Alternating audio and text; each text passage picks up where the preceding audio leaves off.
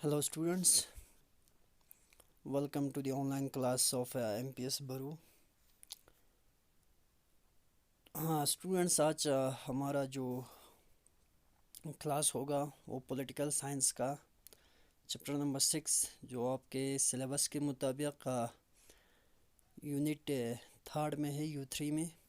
तो हम इसे कवर करने की कोशिश करेंगे। ये एक एडिट चैप्टर है। इससे पहले के जो बुक्स थे उसमें ये वाला चैप्टर बिल्कुल नहीं है। आपके जो नया बुक इशू किया है जेके बोस ने, तो उन्होंने इस चैप्टर को ऐड किया है, electoral politics in the एस्ट while state of Jammu and Kashmir. यानी अब तक के जो इंतखाबी सियासत रही है जम्मू एंड कश्मीर के जो फॉर्मर स्टेट था, एस्ट वाइल स्टेट का मतलब जो पहले एक रियासत हुआ करता था।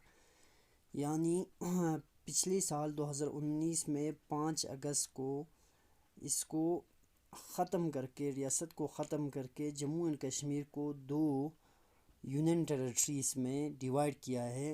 एक यूनियन टेरिटरी ऑफ लद्दाख और दूसरा union territory of Jammu and Kashmir. और यूनियन टेरिटरी ऑफ लद्दाख जो है विदाउट लेजिस्लेचर है, यानी यहाँ पर कोई लेजिस्लेचर नहीं होगा।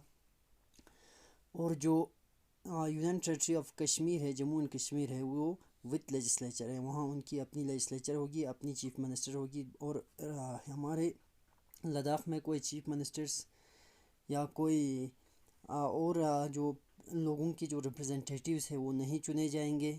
और इसके बरक्स कश्मीर में लेजिस्लेचर होगा और लोग रिप्रेजेंटेटिव्स चुनेंगे। तो इस कस्म के इस तरह इसको डिवाइड किया, इसलिए हम इसे एस्ट वाइल स्टेट कहते हैं। यानी एक फॉर्मर स्टेट जो पहले एक रियासत हुआ करता था, अब रियासत नहीं रहा। Jammu and Kashmir, एस्ट while state of Jammu and Kashmir.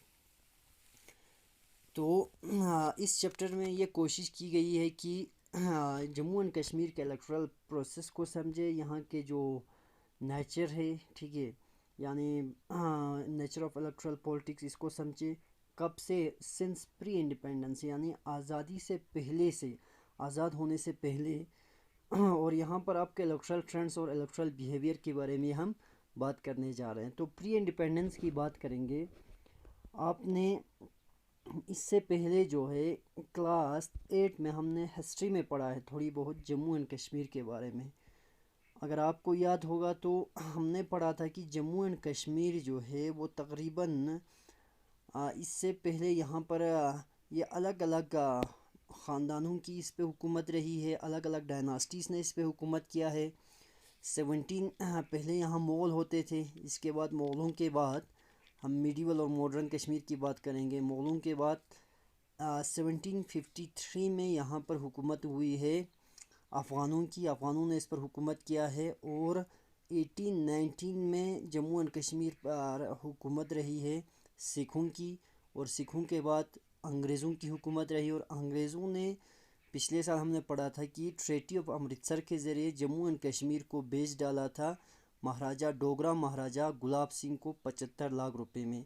इसके बारे में हमने पिछले साल थोड़ी बहुत, नहीं, मैं आपको आपके सामने हिस्ट्री को ला कर रख दूँ कि ये कश्मीर कश्मीर की तारीख़ रही है कि इस पर अलग अलग डायनास्टीज़ की, अलग अलग ख़ानदानों की हुकूमत रही है। तो यहाँ पर इलेक्ट्रल प्रोसेस कब से स्टार्ट हुआ? इलेक्ट्रल प्रोसेस का मतलब होता है कि लोगों ने अपने नुमाइंदे चुनने कब से शुरू किए, कब से लोगों को अपने नुमाइंदे चुनने का मौका मिला। अभी तक तो 1846 तक जो है तकरीबन इनको तो कोई मौका ही नहीं मिला, क्योंकि यहाँ पर बादशाहों की हुकूमत रही है, ख़ानदानों की हुकूमत। तो जब भी बादशाहों की या ख़ानदानों की हुकूमत रहते हैं तो वहाँ पर लोगों से नहीं पूछा जाता है, लोगों से उनका राय नहीं पूछा जाता है, राय नहीं मांगा जाता है। ऐसे ही अपने अपने मंशा के मुताबिक, अपनी चाहत के मुताबिक ये बादशाहें, ये गवर्नर्स जो है हुकूमत, जैसे कि अगर आप अफ़गान दौर की बात करेंगे, अफ़गान रूल की बात करेंगे, तो अहमद शाह अब्दाली जो अफ़गानों का बादशाह था, तो वो लाहौर में रहता था और यहाँ उसके गवर्नर्स हुकूमत करते थे। ठीक वैसे ही इन सिखों का बादशाह जो अहमद शाह अब्दाली जो है वो वहाँ अफ़गानिस्तान में रहता था, वो अफ़गानिस्तान का था, काबुल में रहता था। और सिखों का जो बादशाह था महाराजा रंजीत सिंह, वो लाहौर में रहता था और उसके गवर्नर्स यहाँ पर हुकूमत करते थे, उसके रिप्रेजेंटेटिव्स होते थे वही गवर्नर्स। तो यहाँ पर लोगों से कभी इलेक्ट्रल प्रोसेस तो उस समय स्टार्ट भी नहीं हुआ है। तो ये इलेक्ट्रल प्रोसेस कब से स्टार्ट हुआ है ये हम देखेंगे, ठीक है। تو اگر الیکٹرل پروسیس کی بات آپ کو سمجھ آ گیا ہوگا کہ الیکٹرل پروسیس کسے کہتے ہیں. الیکٹرل پروسیس کا مطلب ہوتا ہے یعنی وہ پروسیس، وہ کام، وہ عمل جس کے ذریعے ہم اپنے نمائندوں کو چنتے ہیں، یعنی الیکشنز کے ذریعے جو انتخابات ہوتے ہیں ان کے ذریعے ہم اپنے نمائندوں کو چنتے ہیں. یہ کسی بھی ماڈرن جو پولیٹیکل سوسائٹیز ہوتی ہے، جو سیاسی سماج ہوتے ہیں، اس کا لائف لائن ہوتی ہے. مطلب اسی الیکٹرل پروسیس کے ذریعے ہی یہ پولیٹیکل سوسائٹیز چلائے جاتے ہیں. تو آج کے دور میں جو جمہوری حکومت ہوتی ہے وہ سارا جو جتنے بھی اس کے اسٹرینتھ ہے، جو بھی اس کی طاقت ہے، جو بھی اس کی انسپریشن ہے، وہ سارا اسی الیکٹرل پروسیس سے اس کو اسٹرینتھ ملتی ہے. جتنا اچھا الیکٹرل پروسیس ہوگا اتنا اچھا وہ ڈیموکریسی ہوگا، وہ جمہوری ملک ہوگا. ٹھیک ہے. تو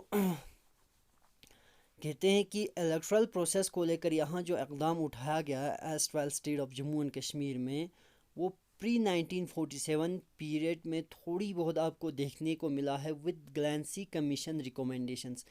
اب یہاں پر شروعات کہاں سے ہوا ہے؟ پھر یہاں پر لوگوں نے اپنے نمائندوں کو چننا کب سے شروع کیا جموں اینڈ کشمیر میں، ان کو کب سے موقع دینا شروع کیا؟ تو یہاں گلینسی کمیشن کا ذکر ہوا. تو ہم سمجھنے کی کوشش کریں گے کہ یہ گلینسی کمیشن کیا ہے، اسے کب بنایا گیا، اسے کب اسٹیبلش کیا گیا اس کمیشن کو، یہ ہم دیکھنے کی کوشش کریں گے. تھوڑی بہت ہم یہاں پر گوگل کا سہارا لیں گے تو اس طرح آپ سمجھ پائیں گے، تھوڑی بہت ہم آپ کو بتا دیں گے. ٹھیک ہے. تو گلینسی کمیشن جو ہے، سوری یہاں پر ہم کروم میں چلتے ہیں. تو 1846 سے 1930 والا جو پیریڈ ہے تھوڑی بہت آپ کے سامنے رکھنا ہے. 1846 سے 1930 کا. 1846 میں سکھوں کے بعد انگریزوں کو یہ ریاست ملا تھا، تو انگریزوں نے اس کو بیچ دیا تھا مہاراجہ گلاب سنگھ کو 75 لاکھ روپے میں مہاراجہ گلاب سنگھ کو بیچ دیا تھا. ٹھیک ہے. تو یہ ایک ٹریٹی آف لاہور ہوا تھا پہلے سکھوں کے ساتھ 9 مارچ 1846 کو، اور اس کے بعد کچھ ہفتے کے بعد، ایک ہی ہفتے کے بعد جو ہے ٹریٹی آف لاہور کے ذریعے 75 لاکھ نانک شاہی روپیز میں پورا جموں اینڈ کشمیر جو ہے وہ مہاراجہ گلاب سنگھ کو بیچ دیتے ہیں. اور یہاں پر مہاراجہ گلاب سنگھ یا ڈوگرا حکومت آ جاتے ہیں. تو 1931 کی بات کریں گے، پولیٹیکل موبلائزیشن. تو جب یہ جموں اینڈ کشمیر مہاراجہ گلاب سنگھ کو بیچ دیتے ہیں تو یہاں پر مہاراجہ گلاب سنگھ جو ہے یہاں کا بادشاہ بن جاتے، یہاں کا راجہ بن جاتے، اور اپنے مطابق وہ حکومت کرتے ہیں. اور یہاں کی ریاست کی بات کریں گے تو یہاں کا جو میجورٹی پاپولیشن تھا وہ مسلمز تھا، اور جموں میں تھوڑی زیادہ اکثریت جو ہندوز کی تھی. تو یہاں پر بہت زیادہ جو ہے یہاں کے رعایا پر، یہاں کے لوگوں پر بہت زیادہ ظلم کیا جاتا تھا.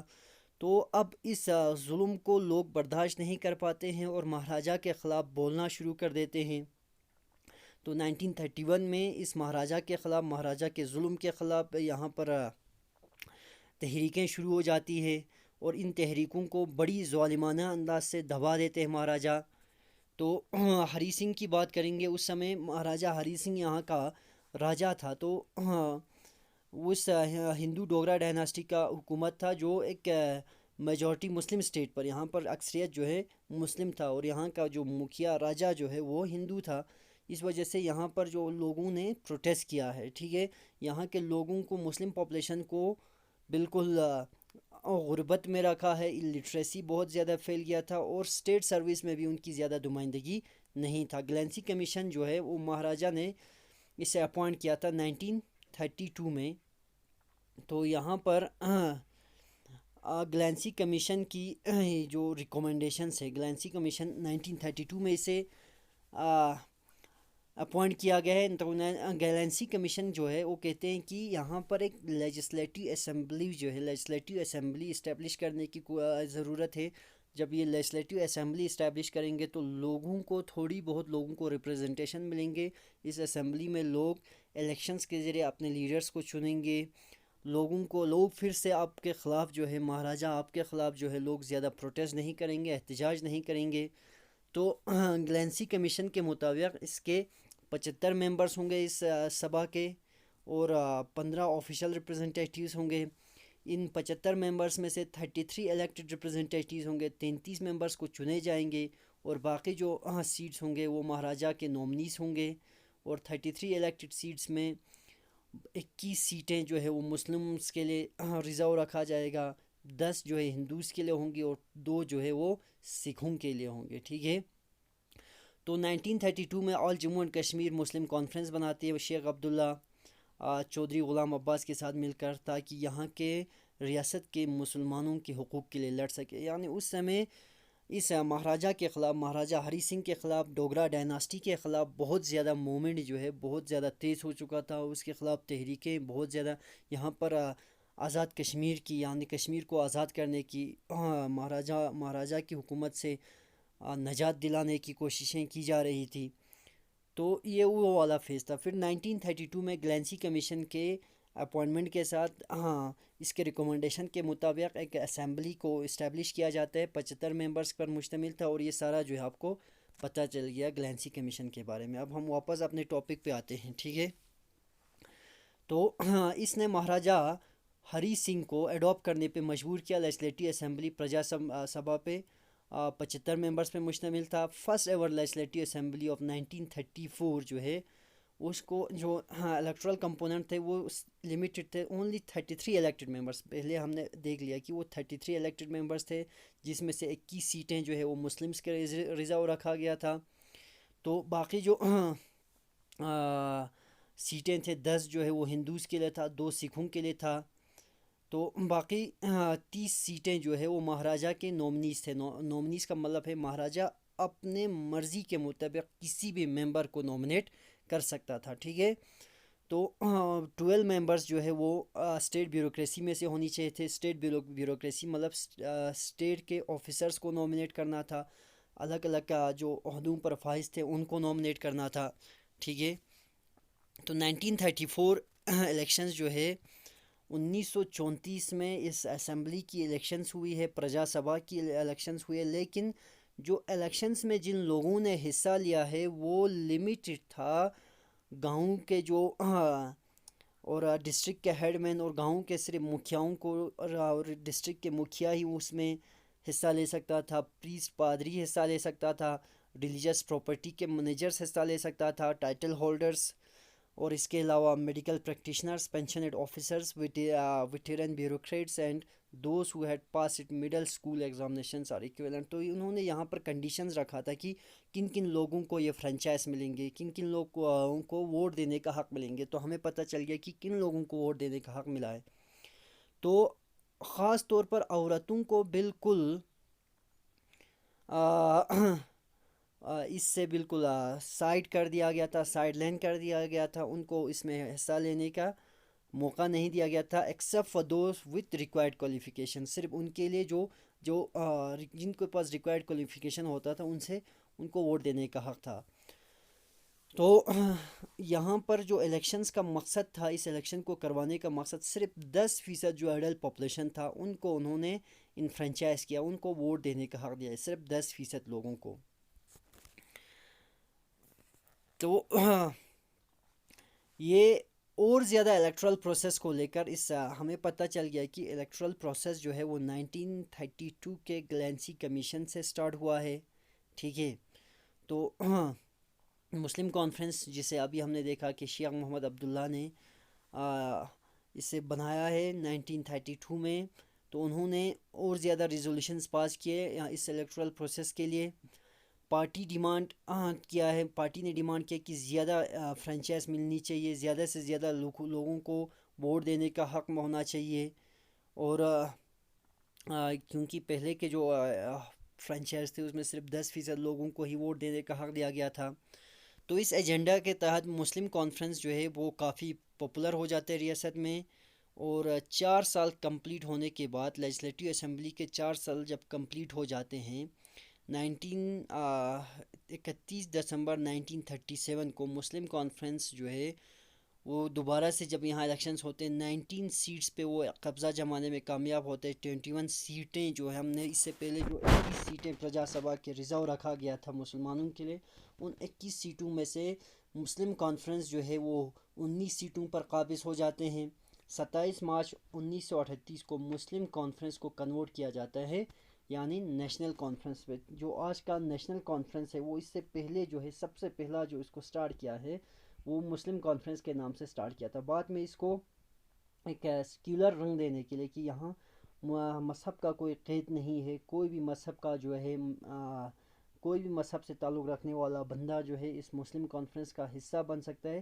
اس وجہ سے اس پارٹی کا حصہ بنے، اس وجہ سے اس پارٹی کا نام بدل کے اس کو کیا رکھ دیا ہے، نیشنل کانفرنس نام رکھ دیا ہے. ٹھیک، تو یہ جو ریاست ہے جموں اینڈ کشمیر وہ یونین آف انڈیا کے ساتھ مل جاتے ہیں 26 اکتوبر 1947 کو. اس میں یہ والا فیز آ جاتا ہے کہ اس سمے ہندوستان آزاد ہو جاتا ہے، اور مہاراجہ کی حکومت کی اگر بات کریں گے، اس جموں اینڈ کشمیر کی بات کریں گے تو وہ ایک پرنسلی اسٹیٹس تھا. تو جب ہندوستان آزاد ہو گیا 500 سے زیادہ ایسے پرنسلی اسٹیٹس تھے جہاں پر راجہ مہاراجہ نے حکومت کر رہا تھا.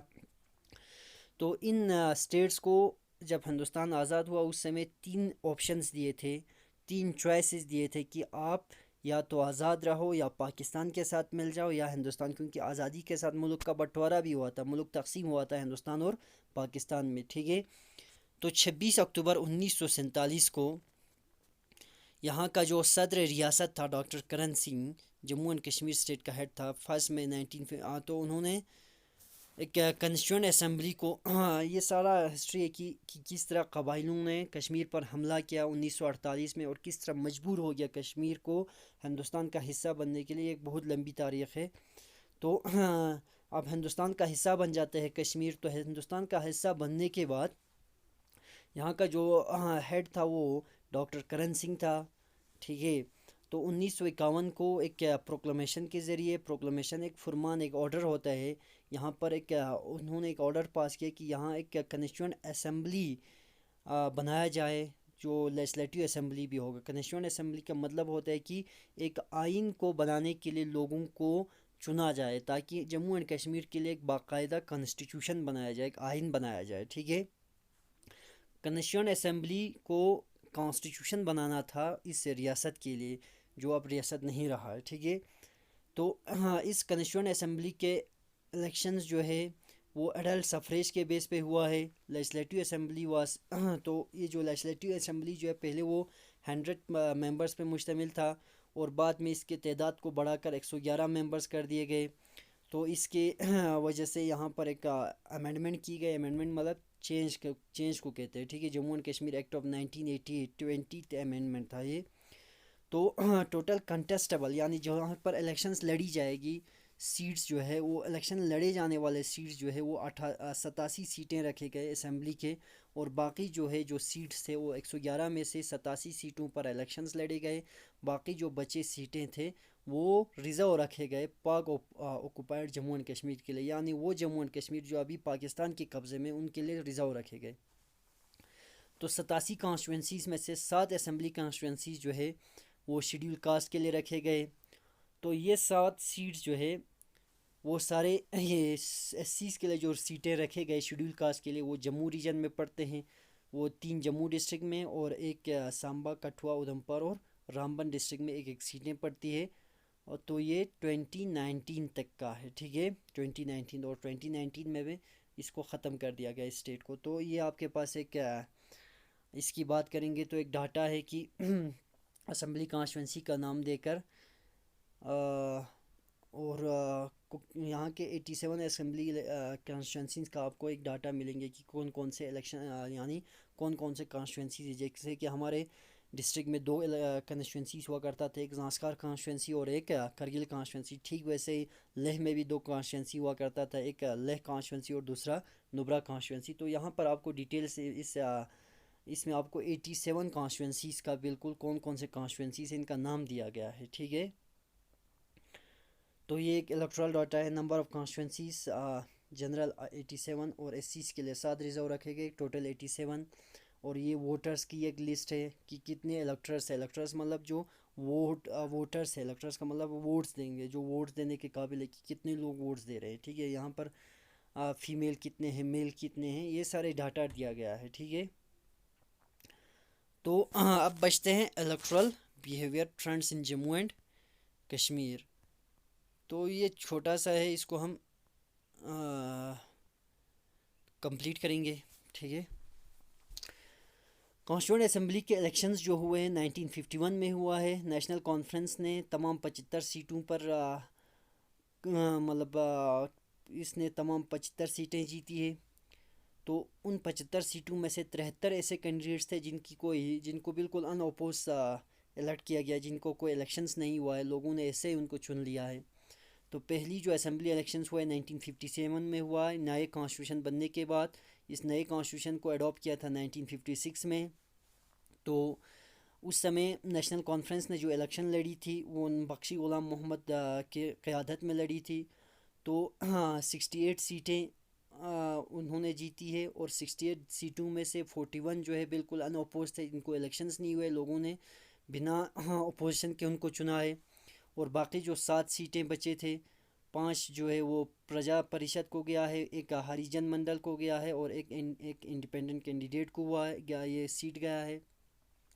1967 میں الیکشن پھر سے ہوئے ہیں. غلام محمد صادق جب چیف منسٹر تھے, اور نیشنل کانفرنس جو ہے اس سمے انڈین نیشنل کانگریس کے ساتھ مل گیا تھا. رولنگ کانگریس جو ہے انہوں نے 61 سیٹیں جیتی تھی. جن سنگھ نے جو بعد میں پرجا پریشد سے اس کو ٹرانسفارم کر کے جن سنگھ بنا دیا تھا, 3 سیٹیں جیتا ہے. نیشنل کانفرنس فریکشن ایک باقی نیشنل کانفرنس کا ایک اور حصہ تھا جسے بخشی غلام محمد لیڈ کر رہا تھا, اسے 8 سیٹیں ملے ہیں. اور باقی جو 3 جو ہے وہ انڈیپینڈنٹ کینڈیڈیٹس کو گیا ہے. اس سمے جو ٹوٹل ووٹنگ پرسنٹیج تھا وہ 58.79% تھا. 1972 میں اسمبلی الیکشنز جو ہے دوبارہ سے ہوئے. یہاں پہ سعید میر قاسم کے چیف منسٹرشپ میں جب وہ چیف منسٹر ہوا کرتا تھا, رولنگ کانگریس جو ہے اس کو تقریباً 2/3 میجورٹی 58 سیٹوں پر 2/3 جو میجورٹی کے ساتھ وہ حکومت میں رہے. 30 جو ہے 43 کشمیر میں, اور کشمیر کے 43 سیٹوں میں سے 30 سیٹیں ملے ہیں ان کو, اور جموں کے 32 سیٹوں میں سے 28 سیٹیں ملی ہیں. جان سنگھ جو ہے وہ اس کو 3 سیٹیں مل جاتے. جماعت اسلامی ایک نیا جو اس کشمیر کے سیاست میں انہوں نے قدم رکھا تھا, 5 سیٹیں ان کو ملے ہیں. وہ سارے 5 کے 5 سیٹیں جو ہے وہ کشمیر ویلی سے ملا تھا. اور باقی جو بچے سیٹیں تھے وہ انڈیپینڈنٹ کینڈیڈیٹس نے جیتے ہیں, آزاد امیدواروں نے جیتے ہیں. پرجا سوشلسٹ پارٹی اور کمیونسٹ پارٹی آف انڈیا انہوں نے بھی حصہ لیا تھا, لیکن انہیں کوئی بھی سیٹ نہیں ملا ہے. تو اس سمے ٹوٹل ووٹنگ پرسنٹیج جو ہے وہ بڑھ کر 62.17% ہوا ہے, 17% ہوا ہے. 1977 اسمبلی الیکشنز میں انڈین نیشنل کانگریس نے 10 سیٹیں جیتی ہے, جنتا پارٹی نے 13 سیٹیں, اور انڈیپینڈنٹ کینڈیڈیٹس نے 4 سیٹیں جیتی ہے. جماعت اسلامی نے 1 سیٹ جیتا ہے, اور باقی 47 سیٹ جو ہے وہ نیشنل کانفرنس نے اس کے ریوائول کے بعد نیشنل کانفرنس نے 47 سیٹیں جیتی ہے. ٹوٹل ووٹنگ پرسنٹیج جو ہے, یعنی اب ہم الیکٹرل ٹرینڈ الیکٹرل بیہیویئر ہم دیکھ رہے ہیں کہ کس طرح لوگوں نے آہستہ آہستہ ایک کے بعد ایک اسمبلی الیکشنز میں لوگوں نے بڑی بڑھ چڑھ کر حصہ لیا ہے. پہلے 58% تھا, پھر 62 پر, پھر 67 پہ. ٹھیک ہے, اسمبلی الیکشنز 1983 میں جو ہوا, نیشنل کانفرنس نے 47 سیٹیں, کانگریس فرسٹ نے 26 سیٹیں, مسلم یونائٹڈ فرنٹ نے 2 سیٹ, اور جماعت اسلامی نے 1 سیٹ جیتا ہے. اس سمے جو ووٹنگ پرسنٹیج تھا وہ 73.24% تھا. تو 1987 نیشنل کانفرنس ہیز الائنس, تو اس سمے کانگریس کے ساتھ الائنس بنایا تھا انہوں نے نیشنل کانفرنس نے اسمبلی الیکشنز میں. تو نیشنل کانفرنس نے 40 سیٹوں پر قبضہ جمایا, اور ٹوٹل ووٹنگ پرسنٹیج جو ہے وہ 74.88% تھا. اسمبلی الیکشنز آف 1996 جو ہے نیشنل کانفرنس نے 57 سیٹیں جیتے 87 میں سے, اور ووٹنگ پرسنٹیج جو ہے گر کے وہاں پر 53.92% آ جاتے ہیں. یہ ایک فیز تھا 1996, اور 1990 جو ہے وہ ملیٹنسی کا فیز تھا. تو اس سمے لوگوں نے زیادہ دلچسپی اس میں نہیں لیا ہے. ٹھیک ہے, 2002 میں اسمبلی الیکشنز ہوئے, انڈین نیشنل کانگریس نے 20 سیٹیں, اب یہاں پر PDP انٹر ہوتی ہے. اور پیپلز ڈیموکریٹک پارٹی 16 سیٹیں جیتتی ہے. پینتھرس پارٹی ایک اور پارٹی آتی ہے 4 سیٹوں کے ساتھ. بی جے پی نے ایک سیٹ جیتا ہے. اور اوور آل ووٹنگ پرسنٹیج اب کشمیریوں نے زیادہ انٹرسٹ اس میں نہیں دکھایا. 1980s کے بعد لوگوں نے اور خاص طور پر کشمیری عوام نے اس سیاست میں زیادہ دلچسپی، کیونکہ انہوں نے ہندوستان سے آزادی کو لے کر ایک اور تحریک شروع کر دیا تھا اور ملیٹنسی زیادہ ہو گیا تھا. ٹھیک ہے. 2008 میں نیشنل کانفرنس نے 28 سیٹیں، پی ڈی پی نے 21، کانگریس نے 17 سیٹ جیتے ہیں، بی جے پی نے 11 سیٹ اور پینتھرز پارٹی نے 3 سیٹیں. اور اس سمے اوور آل ووٹنگ پرسنٹ جو ہے وہ 60.5% تھا. 2014 اسمبلی الیکشنز میں پی ڈی پی نے 28 سیٹیں، بی جے پی نے 25. یہ وہی دور تھا جہاں سے یہ ریاست کا جو ہے ریاست کو ٹکڑا کرنے کی پالیسی جو ہے اسی دور میں بی جے پی اور پی ڈی پی کے الائنس کے دوران ہی شروع ہوا ہے. ٹھیک ہے. نیشنل کانفرنس نے 15 سیٹیں، کانگریس نے 12 سیٹیں اور اوور آل ووٹنگ پرسنٹیج جو ہے وہ 65.52% رہا ہے. یہ ووٹنگ پرسنٹیج کو آپ کو الگ سے ایک ٹیبل میں آپ کو یہ دکھایا گیا 1967 سے 2014 تک کی کس طرح کی ووٹنگ پرسنٹیج ہے. یہاں سے ہمیں الیکٹرل بیہیویئر کے بارے میں پتہ چلتے ہیں. ٹھیک ہے. تو electoral process of Jammu and Kashmir جو ہے وہ سنگل پارٹی ڈومیننس سے کولیشن پولیٹکس پہ آیا. پہلے جہاں پر صرف نیشنل کانفرنس کا دبدبہ رہا ہے، اس کے بعد یہ پھر انہیں مجبور ہو جاتے دوسرے پارٹیز کے ساتھ، جیسے پہلے کانگریس کے ساتھ کو الائنس بنانا پڑا. اس کے بعد دوسرے پارٹیز جو ہے انہوں نے بھی، جیسے پی ڈی پی نے بی جے پی کے ساتھ الائنس بنایا. تو یہ پولیٹیکل پارٹیسپیشن کو اور زیادہ وائڈن کرتے ہیں جو پہلے ڈائیورس پولیٹیکل. اور یہاں پر جو سٹیک ہولڈرز ہوتے ہیں وہ بہت الگ الگ قسم کے الگ الگ ریجنز کے لوگ اب اس کے سٹیک ہولڈرز بن جاتے ہیں. تو یہاں پر یہ چیپٹر ختم ہو جاتے ہیں. چھوٹی سی چیپٹر تھی. تو انشاءاللہ نیکسٹ جو ہے ہم پھر سے ہسٹری پہ چلے جائیں گے. نیکسٹ جو کلاس ہوگا وہ ہسٹری کا ہوگا.